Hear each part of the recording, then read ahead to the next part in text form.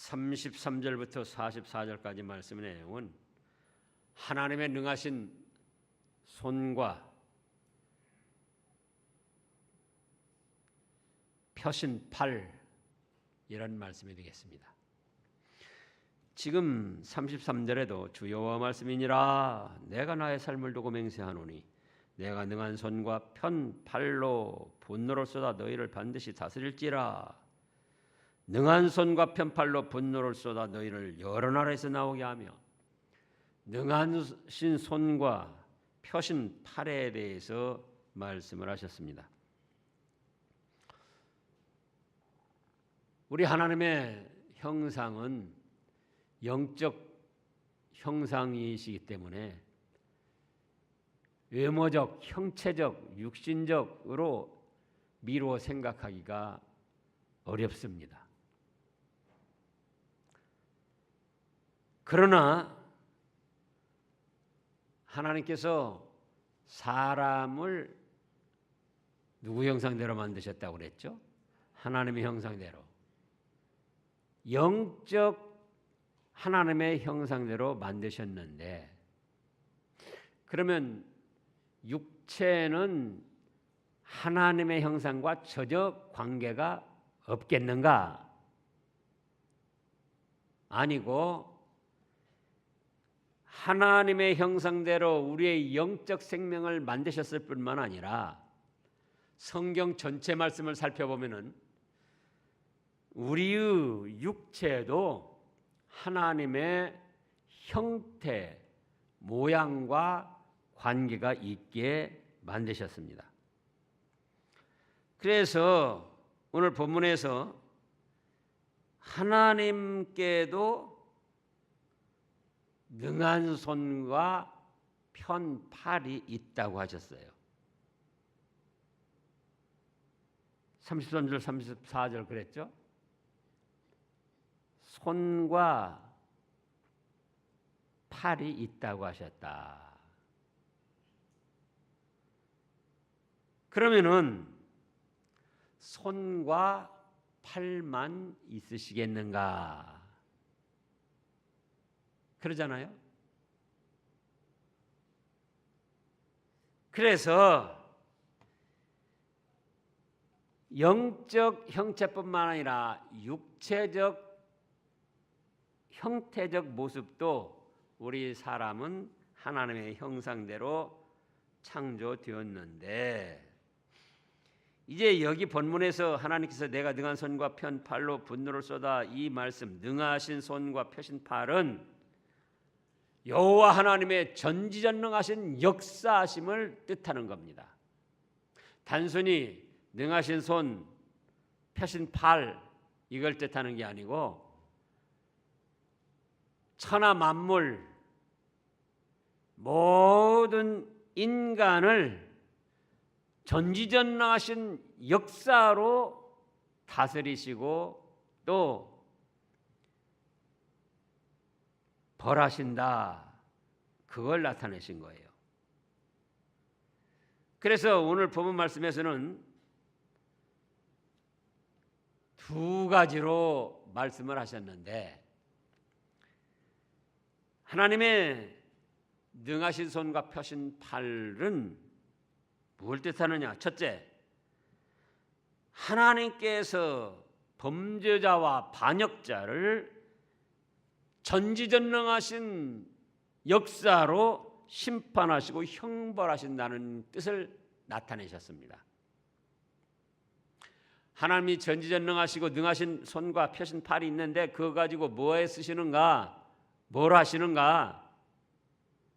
뭘 하신다고요? 지금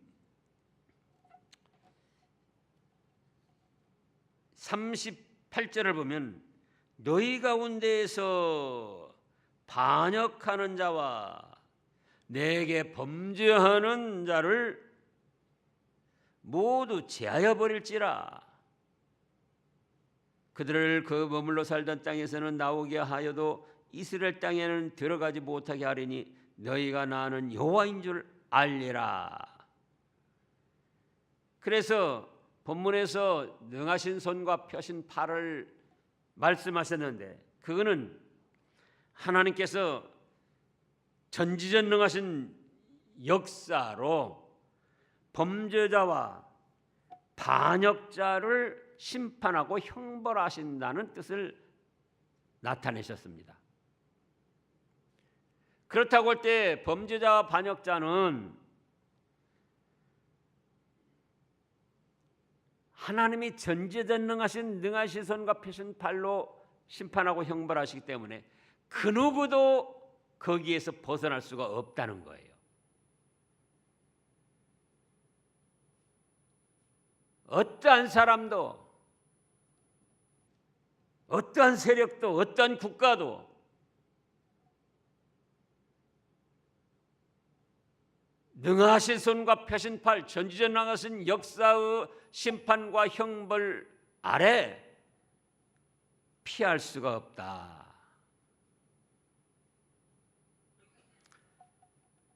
그래서 33절을 다시 보면 주 여호와 말씀이니라 내가 나의 삶을 두고 맹세하노니 내가 능한 손과 편팔로 뭐라고 하셨습니까? 분노를 쏟아 너희를 반드시 다스릴지니라.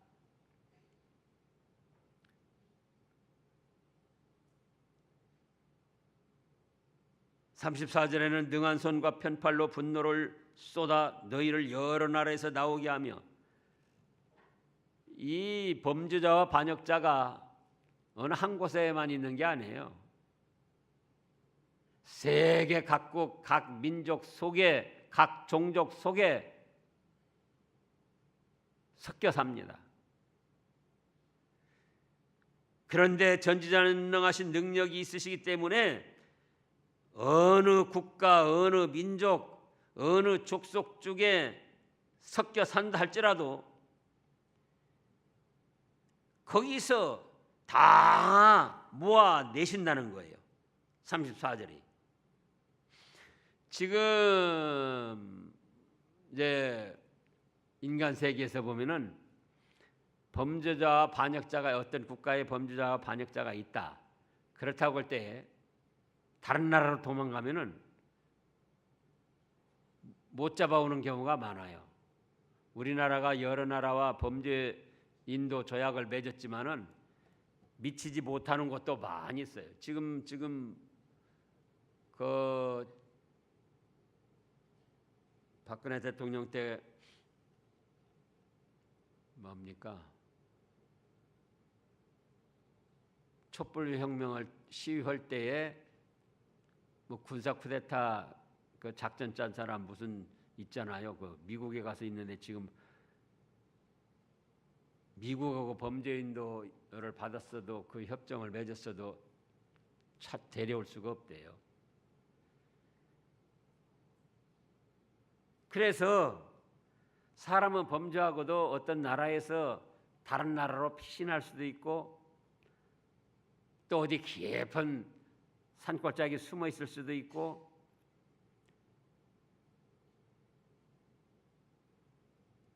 여기저기 또 줄을 놓아가지고 모면할 수도 있는데 하나님은 전지전능하시기 때문에 어느 국가, 어느 민족, 어느 종족 속에 숨어 있어도 거기서 다 불러내신다는 거예요. 모아내신다는 거예요. 34절에. 그리하여 35절에 너희를 인도하여 여러 나라 광야에 이르러 거기에서 너희를 대면하여 심판하되 내가 애굽 땅 광야에서 너희의 조상들을 심판한 것 같이 너희를 심판하리라. 주 여호와의 말씀이니라. 그래서 우리가 믿는 사람들도 범죄하고 반역해서는 숨을 곳이 없어요. 피할 곳이 없는 걸 아셔야지 돼요. 자기 마음속에 숨겨놓고 자기 마음속에 스스로 피하는 어리석은 짓을 하는데 그야말로 자기 자신이 알고 하늘이 아는데 그게 피하고 숨을 수 있는 겁니까? 37절에는 뭐라고 하셨습니까? 내가 너희를 막대기 아래로 지나가게 하며 언약의 줄로 매려니와. 하나하나 막대기 아래로 지나가게 해서 하나님이 말씀하신 약속대로 다 얽어매 가지고 반역하고 범죄한 대로 심판을 하시겠다는 거예요.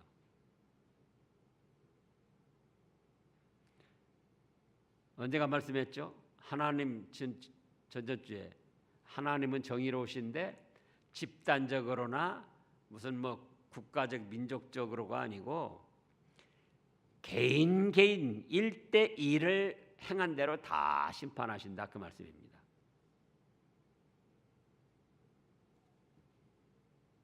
주위에 있는 사람들이 믿음을 잘 지키고 잘 믿었다고 자기가 불신하고 죄를 졌는데 피할 수 있는 게 또 아니고, 또 주위 사람들이 잘못하고 죄악을 저지르는데 자기 혼자 믿음을 지키고 말씀을 순종했다고 같이 죽는 게 아니고 1대1로 자기가 어떻게 믿고 어떻게 행하느냐에 따라서 하나님께서는 그대로 갚으신다, 그 말씀이에요.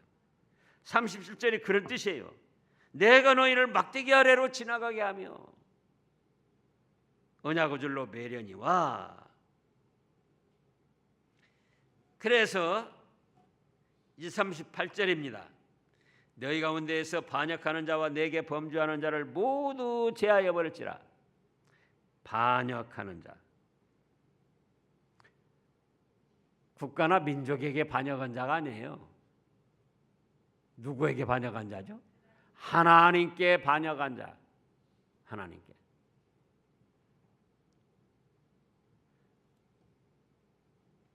아들까지도 아끼지 아니하고 내어주시며 우리를 죄악과 사망에서 건져주시려고 은혜를 베풀어 주셨는데, 그러지 않습니까?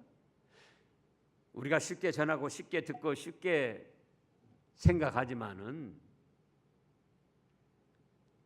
아들 예수님을 십자가의 그 비참한 처형을 받도록 해서 우리를 죄와 사망에서 건져주셨는데, 그런 하나님의 은혜와 사랑을 반역하고 나가는 겁니다.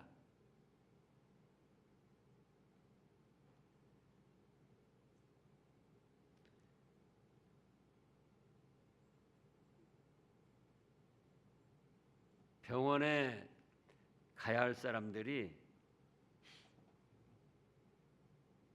병원에 가기를 꺼려하는 사람들이 많아요. 병원에 가야 할 사람인데 여기도 그런 분들 있어요. 왜 그러죠? 병원 가서 주사 맞고 또 뭐 검사하고 또 모르던 큰 병이 또 나타날까 봐.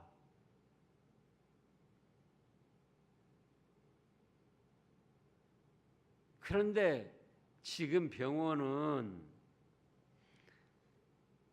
시설도 또 의료 그 기술도 좋을 뿐만 아니라 우리의 병든 것을 치료하기 위해서 가야 된다, 그 말씀이죠. 근데 그것도 꺼리하고 무서워하는데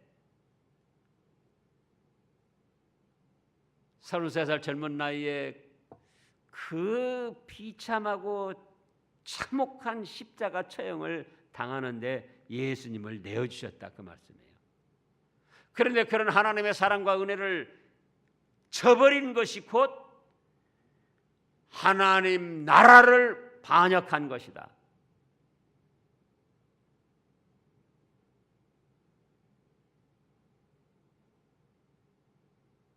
또 믿음의 사람들에게도 때를 따라서 도와주신 은혜가 있었지 않습니까? 여러분 자신들을 살펴보시라고요. 육신적으로 또 심적으로 영적으로 환경적으로 어렵고 힘든 자리에 처해가지고 어떻게 할까 전전긍긍하며 벗어날 수가 없어서 애태울 때 하나님께서 보이고 보이지 않게 배후에서 역사하시고 은총을 베풀어 주셔서 그 일들을 벗어나게 하시고 그 일들이 해결되게 하시고 그 병마에서 건짐받게 하시고 그런 사랑과 은혜를 베풀어 주셨는데 우리가 반역을 하지는 아니했는지 그 은혜와 사랑을 저버리고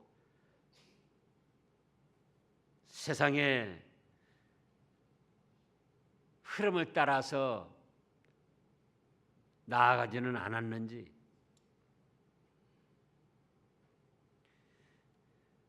범죄는 그냥 범죄한 거예요.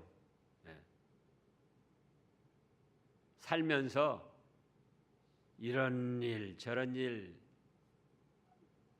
삶의 현장에서 하나님의 말씀을 순종치 아니하고 자기의 욕심을 따라서 자기의 생각을 따라서 크고 작게 범죄한 겁니다.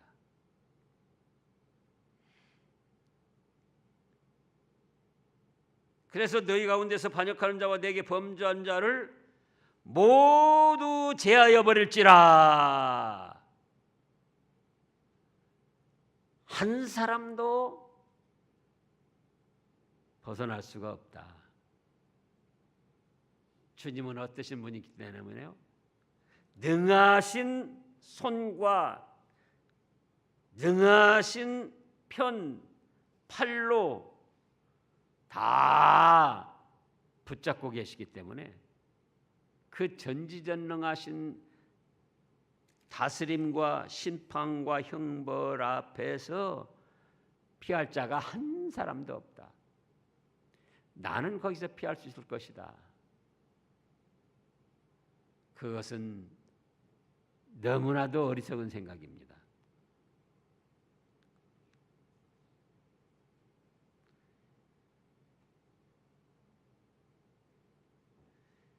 그러면 어떻게 해야 되는가? 오늘 새벽 말씀에서 점과 흠이 없이 평강 가운데 나타나기를 힘쓰라. 베드로서 3장에서 그렇게 말씀하셨는데요. 우리 자신을 살펴보면은 이미 구원의 은혜에 감사하고 천국을 소망 삼고 살면서도 시시때때로 하나님의 은혜를 저버리고 우리의 욕심을 따라서 범죄를 하기도 한다, 그 말씀입니다. 그러면 어떻게 해야 된다고 그랬죠? 그러면 점과 흠이 있으면 그걸 빼버려야 된다. 그 빼버린다는 건 무엇이다고요? 회개. 회개해서 반역의 죄를 회개하고 범죄한 것을 회개하고 회개해서 사함을 받는 겁니다.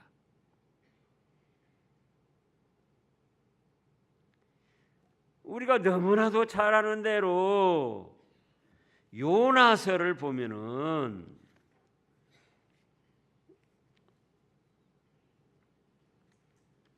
아니 니느웨 성을 다 심판하신다고 하나님이 작정하시고 요나를 통해서 선포하라고 하셨잖아요. 요나서 3장 1288쪽쯤에요. 1절부터 보면 여호와 말씀이 두 번째로 요나에게 임하니라. 이르시되 일어나 저 큰 성읍 니느웨로 가서 내가 네게 명한 바를 그들에게 선포하라 하신지라. 요나가 여호와의 말씀대로 일어나서 니느웨로 가니라. 니느웨는 사흘 동안 걸을 만큼 하나님 앞에 큰 성읍이더라. 요나가 그 성읍에 들어가서 하루 동안 다니며 외쳐 이르되 40일이 지나면 니느웨가 무너지리라. 일반적으로 생각하면 얼마나 기분 나쁘고 또 니느웨 사람들을 무시하고 범죄자 취급을 한 겁니까?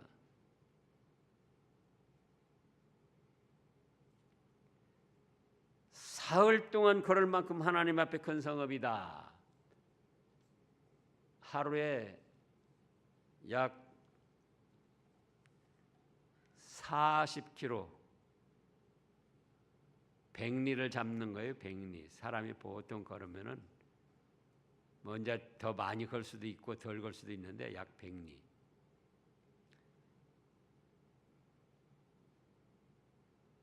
그러면은 이게 이제 지름을 말하는 것일 텐데요. 3일 동안이니까 120km.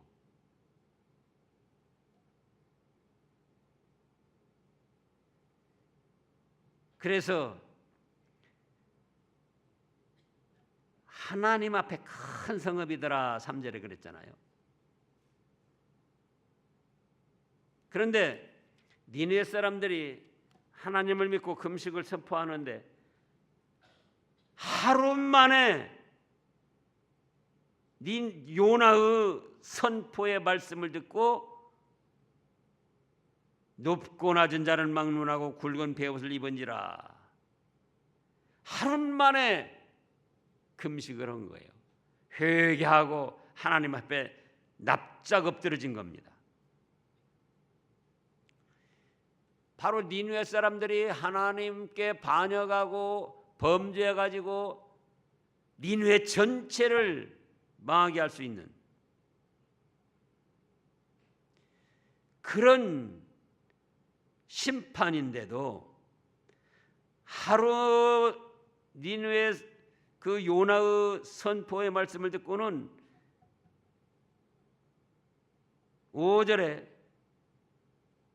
니느웨 사람들이 하나님을 믿고 금식을 선포하고 높고 낮은 자를 막론하고 굵은 베옷을 입은지라 그 일이 니느웨 왕에게 들리며 왕이 보좌에서 일어나 왕복을 벗고 굵은 베옷을 입고 제 위에 앉으니라. 왕과 그의 대신들이 조서를 내려 니느웨에 선포하여 이르되 사람이나 짐승이나 소떼나 양떼나 아무것도 입에 대지 말고 말지니 곧 먹지도 말 것이요 물도 마시지 말 것이며 사람이든지 짐승이든지 다 굵은 베옷을 입을 것이요 힘써 하나님께 부르짖을 것이며 각기 악한 길과 손에서 행한 강포에서 떠날 것이라. 하나님이 뜻을 돌이키시고 그 진노를 그치사 우리가 멸망하지 않게 하시리라. 그렇지 않을 줄을 누가 알겠느냐. 그랬더니 10절에서 하나님이 어떻게 하셨습니까? 10절 요나서 3장 10절입니다. 읽어보세요. 하나님이 그들이 행한 것 곧 그 악한 길에서 돌이켜 떠난 것을 보시고 하나님이 뜻을 돌이키사 그들에게 내리라고 말씀하신 재앙을 내리지 아니하시니라. 보세요.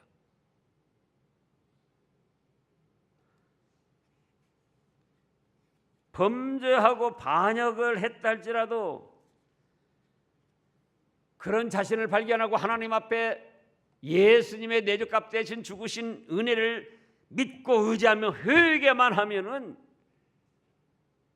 니느웨 온성이 망할 죄도 망하지 않게 하시고 용서해 주시고 은혜를 베풀어 주신 하나님이십니다.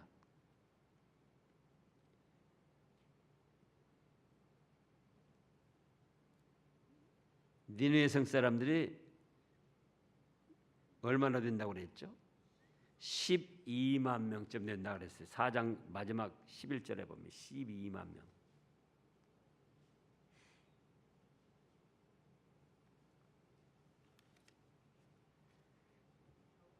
그래서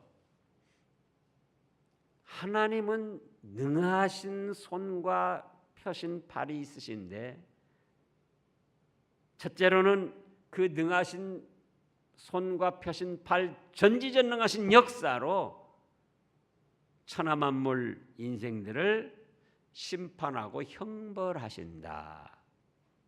거기에서 피하거나 숨을 자는 하나도 없다. 그러면 우리가 반역을 했거나 범죄했을 때는 어떻게 할 것인가? 그 심판을 피할 수도 없고 모면할 수도 없는데, 그러니 어떻게 된다고요? 회개할 수 있는 길을 열어주시고 회개함으로 말미암아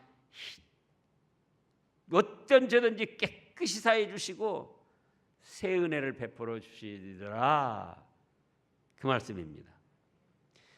그런가 하면 이제 둘째로는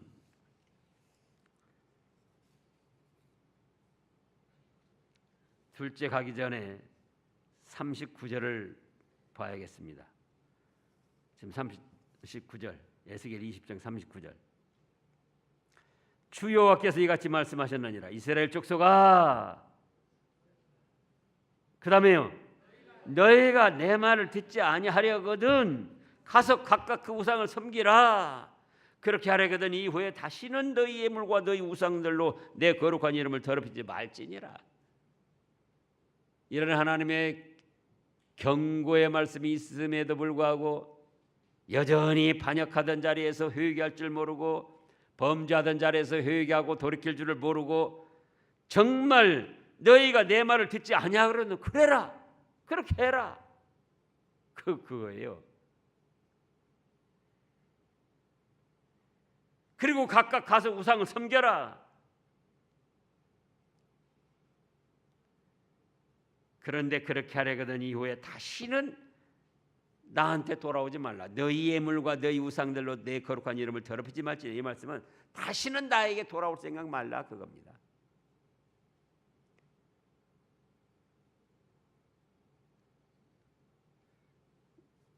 우리는 이런 자리에 들어가면 안 됩니다. 그 다음에 둘째로는 능하신 손과 펴신 팔로 이제는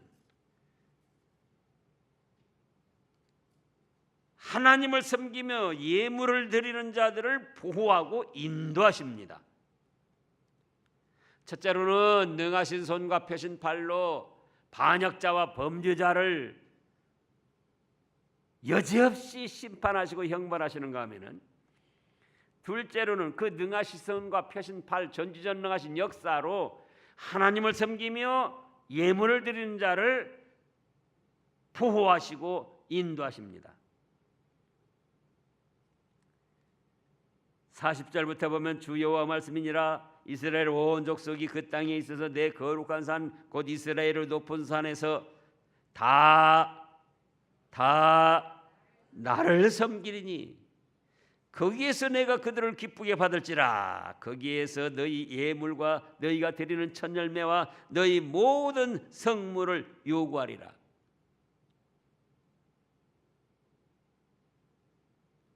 큰 부자가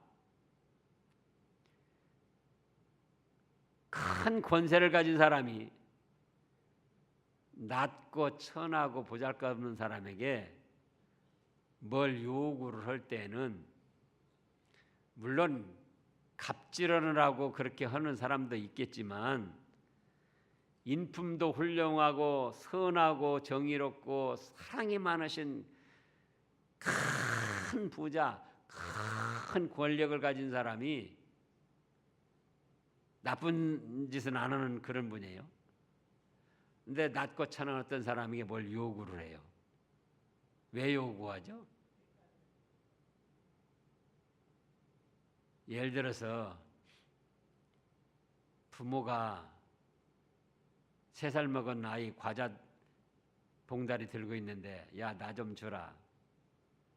나 좀 주라. 그럴 때 왜 그걸 달라고 요구합니까? 사랑하느라고.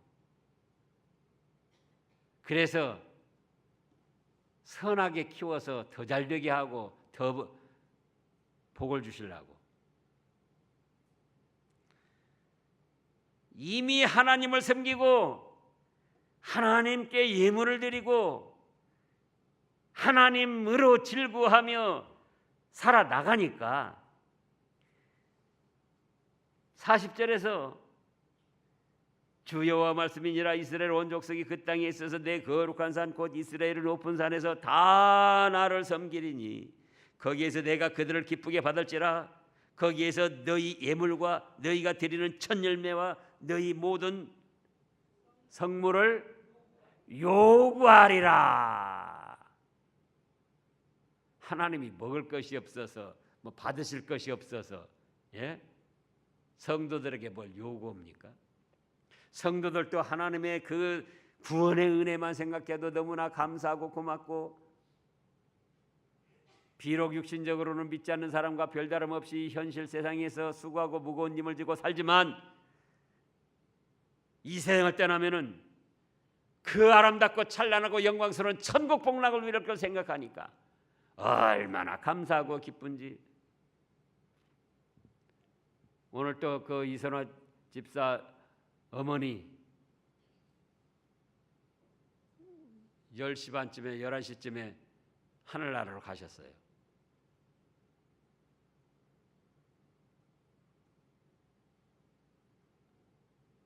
그 천국에 예배된 찬란하고 영광스러운 축복의 세계, 그걸 바라보니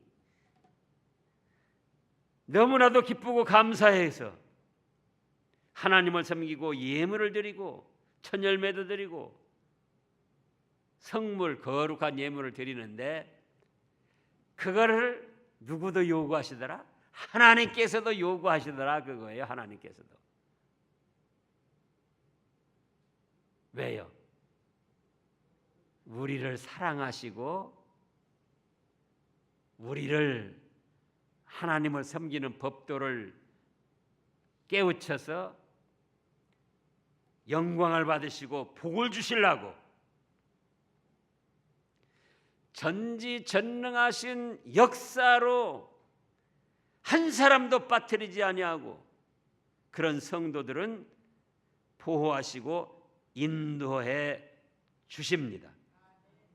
그래서 41절에 내가 너희를 인도하여 여러 나라 가운데서 나오게 하고, 자, 반역자와 범죄자들도 어디 숨어 있든지 흩어진 여러 지방에서 다 모아내시는가 하면은 하나님을 섬기고 기쁘고 감사하고 즐거워하며 하나님으로 더불어 살고 그 말씀을 달게 여기서 그 말씀대로 순종하며 느르러도 눈물로서 바칠 것 없어 몸 바치고 예물 바치고,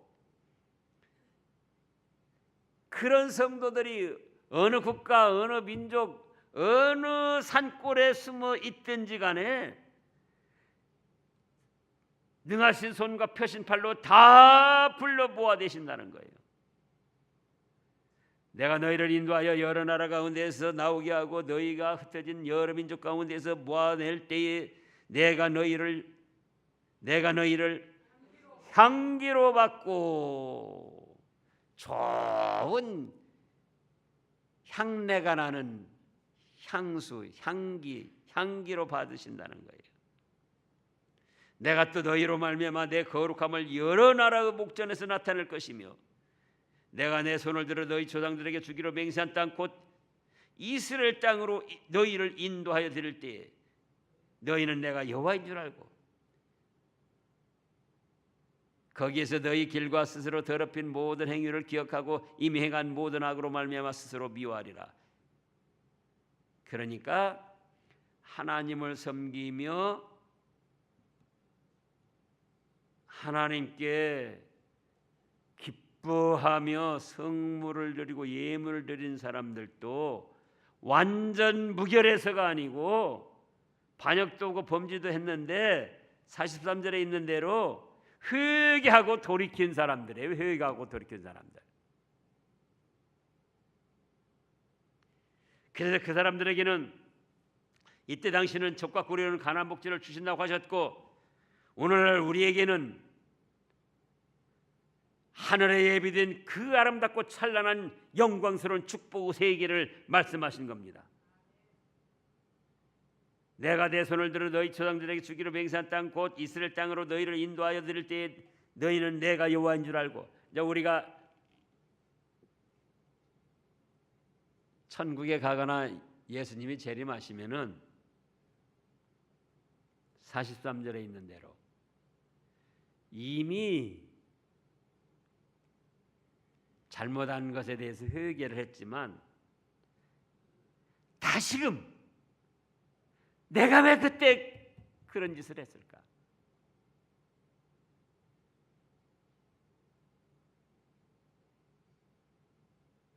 자기 자신의 어리석었던 것, 욕심을 따라서 행했던 것, 세상 죄악의 흐름을 따라서 행했던 것, 자기의 부패한 성질을 따라서 고집을 피웠던 것,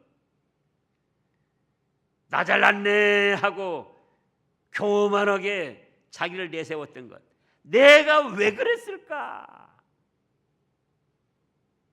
후회한다는 거예요.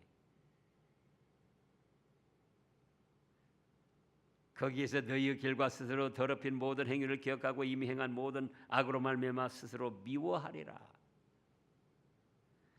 또 우리가 하늘나라까지 안 가도 믿음 안에서 심령 천국을 맛본 사람들은 이미 현실에 있으면서도 회개는 말할 것도 없고 수시로 자기의 삶을 돌이켜보면서 내가 왜 그랬을까?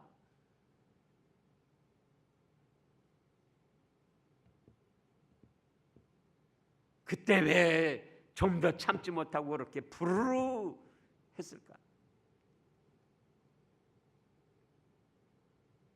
그때 좀 더 사랑하지 못하고 왜 그렇게 미워하고 싫어했을까?